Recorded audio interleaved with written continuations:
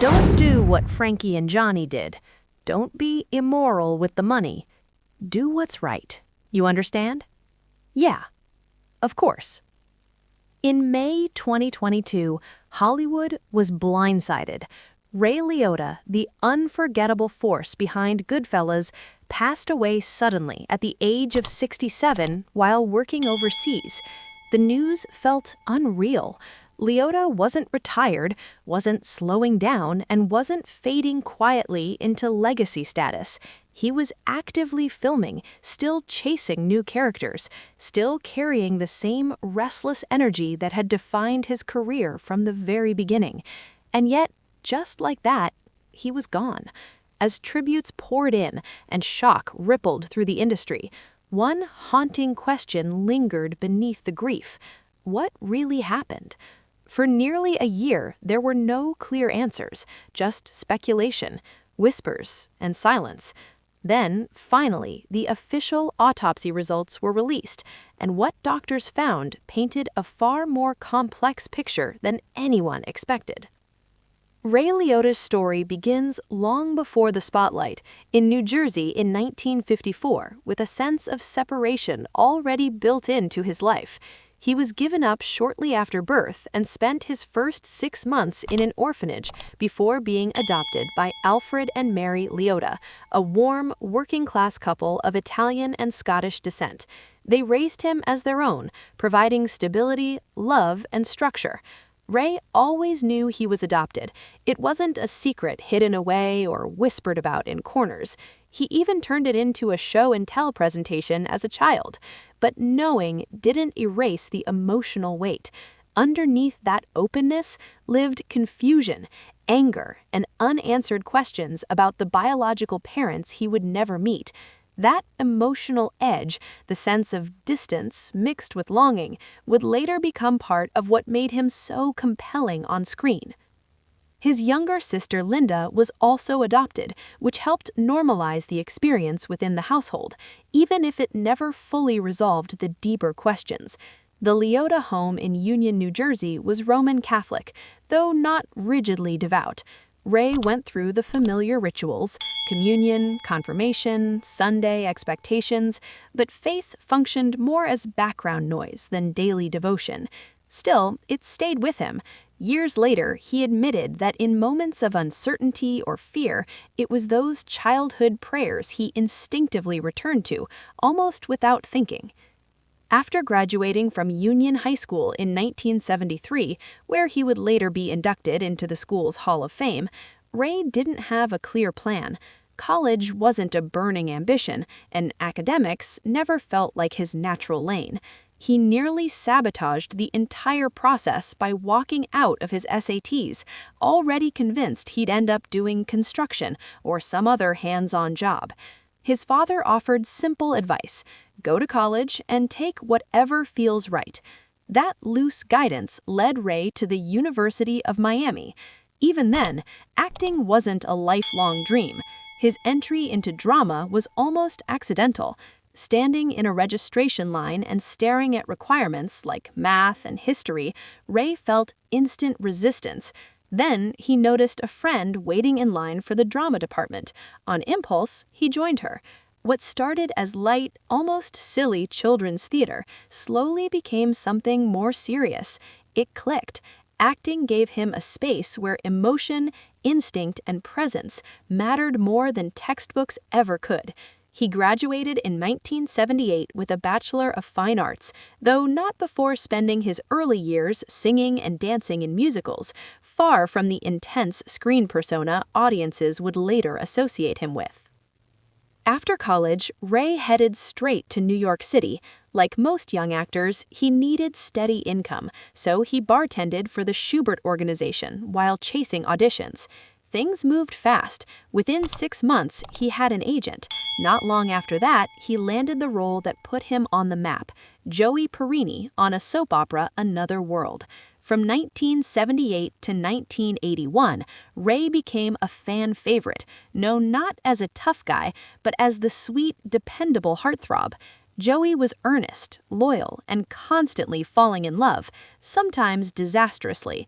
Years later, during an appearance on the Bonnie Hunt show, Ray watched clips from those early days and laughed in disbelief. That clean-cut, gentle hero felt like a completely different person from the volatile men he would later portray. But soap opera life was never simple. Joey's storyline veered into full melodrama, heartfelt proposals, sudden tragedy, hospital stays, secret inheritances, and marriages undone by misunderstandings. It was emotional storytelling taken to the extreme, and Ray committed to every beat. Still, after several steady but limiting years, he hit a breaking point. In 1981, he made the classic high-risk move and headed west to Los Angeles, chasing something bigger. Hollywood wasn't built for easy entry. Ray arrived without famous parents, insider connections, or shortcuts. The early years were thin. He picked up small roles where he could, including a brief appearance in a short-lived Casablanca series and a guest spot on St. Elsewhere. To sharpen his craft, he enrolled in acting classes with Harry Mastro, training alongside future stars like Kevin Costner, Stephen Bauer, and Bauer's then-wife, Melanie Griffith. They were all just working actors, hoping for a break. That break came in 1986. Griffith landed the lead role in Something Wild, directed by Jonathan Demme. Ray, now 30, felt stuck.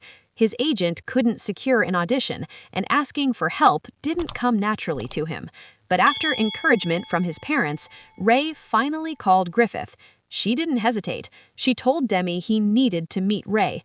That recommendation changed everything. Ray walked into the audition nervous but prepared, delivering a raw, explosive performance opposite Jeff Daniels. Days of silence followed. Doubt crept in. Then the call came. The role was his. Something Wild changed everything. Ray's performance was electric, unpredictable, dangerous, unforgettable. Critics noticed, the industry noticed, a Golden Globe nomination followed, and overnight, Ray Liotta became a name people remembered. But with attention came risk. The intensity that made him stand out also threatened to trap him. Scripts flooded in, many leaning heavily towards violent or unstable characters. Instead of riding the wave, Ray slowed down. He waited a year before choosing his next project, deliberately softening his image with Dominic and Eugene, then revealing a completely different side of himself as shoeless Joe Jackson in Field of Dreams. That quiet, restrained performance showed range and patience. Then came the gamble that defined everything. In 1990, Ray Liotta stepped into the real-world mob-stature mobster Henry Hill in Goodfellas, directed by Martin Scorsese. Landing the role wasn't guaranteed. Scorsese noticed Ray after Something Wild, but studio executives weren't convinced he was a big enough name. Even producer Irwin Winkler hesitated. At one point, wildly different casting ideas were floated, including Tom Cruise and Madonna. Ray fought quietly but firmly for the role, even confronting Winkler outside a restaurant. The next morning, Winkler called Scorsese and admitted he finally saw it. Once Robert De Niro and Joe Pesci signed on, the studio felt safe. But during filming, tragedy struck. Ray's adoptive mother was dying. Scorsese told him to go be with her. Ray refused. He stayed, shattered but determined. That grief bled into the film, giving it an emotional authenticity that still resonates decades later. When Goodfellas was released, it exploded. Critics praised it. Audiences embraced it. Awards followed. But for Ray, the aftermath was complicated. Despite delivering one of the most iconic performances in film history, his career didn't follow a straight path to permanent superstardom. Bad timing, risky choices, and personal struggles slowed momentum. Yet, Ray understood something about fame. Audiences remember danger, and for better or worse, Henry Hill followed him everywhere. He didn't resent it, he embraced it. In May 2022, Ray Liotta died peacefully in his sleep in the Dominican Republic while filming Dangerous Waters. Nearly a year later, the autopsy revealed the truth: pulmonary edema and heart failure with underlying atherosclerosis. Natural causes, no mystery, just the quiet ending of a life lived at full intensity. Ray Liotta may be gone, but his legacy isn't fading. It's playing on screens, echoing in dialogue, and living on every time someone presses play and hears that voice say, "As far back as I can remember, I always wanted to be a gangster."